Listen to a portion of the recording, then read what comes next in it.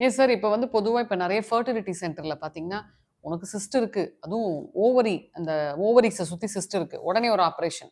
ம்.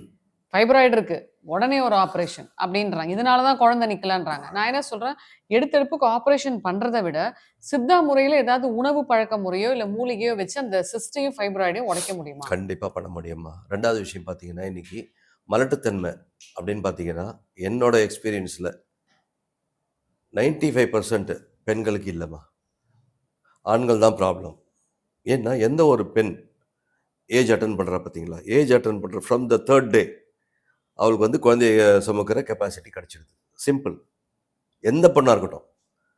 பட் ஒரு சில ப்ராப்ளம்கள் அது மைனர் ப்ராப்ளம் எல்லாம் வந்து ஜென்ஸ் கிட்ட இருக்கும். இத காமிக்க மாட்டாங்க.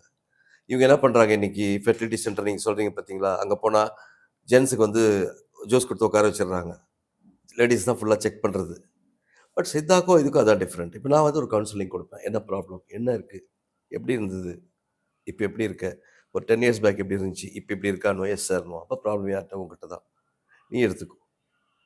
நீ சரி பண்ணு. அப்படின்னு சொல்லி தான் நான் பண்றது. பட் இவங்களுக்கும் கொஞ்சம் வீக்னஸ் இருக்கும். ஹீமோகுளோபின் லெவல் சரியா இருக்காது. பீரியட்ஸ்ல ப்ராப்ளம் இருந்திருக்கும். புரியுதுங்களா? யூட்ரஸ்ல ப்ராப்ளம். இதெல்லாம் வந்து சின்ன சின்ன மெடிசின்ல சரி பண்ணிடும்.